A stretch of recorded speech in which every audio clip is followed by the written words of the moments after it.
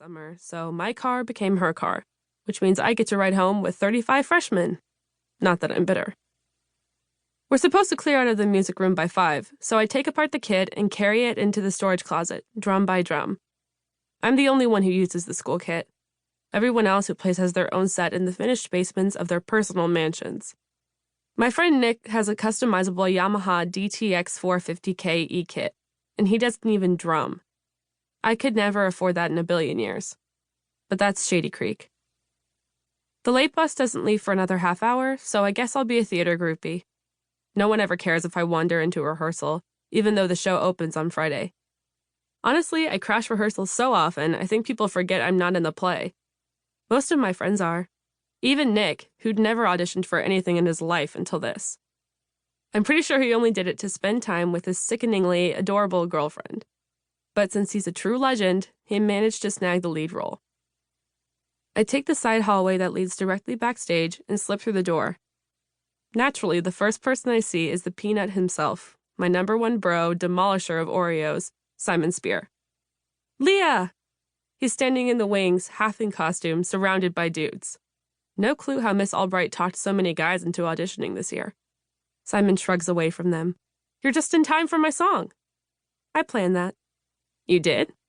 No. I hate you. He elbows me and then hugs me. No, I love you. I don't blame you. I can't believe you're about to hear me sing. I grin. The hype is real. Then there's a whispered command I can't quite hear, and the boys line up in the wings, amped and ready. Honestly, I can't even look at them without laughing. The play is Joseph and the Amazing Technicolor Dreamcoat, and all of Joseph's brothers are wearing these fluffy fake beards. I don't know, maybe it's in the costume notes of the Bible or something. Don't wish me luck, Simon says. Tell me to break a leg. Simon, you should probably get out there. Okay, but listen, don't take the bus. We're going to Waffle House after this. Noted.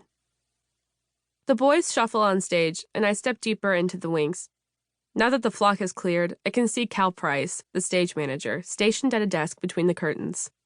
Hey, Red. That's what he calls me, even though I'm barely a redhead. It's fine. Cal's a cinnamon roll. But every time he does it, there's this hiccup in my chest. My dad used to call me Red. Back when he used to call me. Have you seen this one? Cal asks, and I shake my head. He nudges his chin toward the stage, smiling, so I take a few steps forward. The boys are lurching. I don't know any other way to describe it. The choir teacher bangs out some French-sounding song on the piano, and Simon steps forward, hand on his heart. Do you remember the good years in Canaan? His voice is shaking, just a little, and his French accent's a disaster. But he's funny as hell up there, sinking to his knees, grasping his head, moaning, and I don't want to oversell it or anything, but this just may be the most iconic performance of all time. Nora sidles up to me. Guess how many times I've heard him sing this in his bedroom? Please tell me he has no idea you can hear him. He has no idea I can hear him. Sorry, Simon, but you're too precious. If you weren't gay and taken, I'd totally marry you. And let's be honest, marrying Simon would be amazing. And not just because I had a sad, secret crush on him for most of middle school. It's more than that. For one thing, I'm totally up for being a Spear, because that family is literally perfect. I get Nora as my sister-in-law, plus an awesome older sister in college. And the Spears live in this huge, gorgeous house that doesn't have clothes and clutter on every surface. I even love their dog.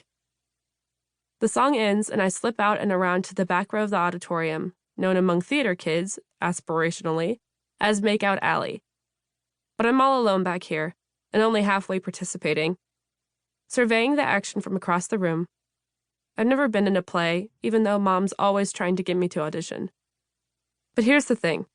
You can spend years drawing shitty fan art and sketch pads, and no one has to see it. You can drum alone in the music room until you're decent enough for live shows. But with acting, you don't really get to spend years stumbling along in private. You have an audience even before there's an audience. A swell of music. Abby Suso steps forward, wearing a giant beaded collar and an Elvis wig. And she's singing. She's amazing, of course. She doesn't have one of those limitless voices like Nick or Taylor, but she can carry a tune, and she's funny. That's the thing. She's a straight-up goofball on stage. At one point, Miss Albright actually guffaws. Which is saying something. Not just because who knew guffaw...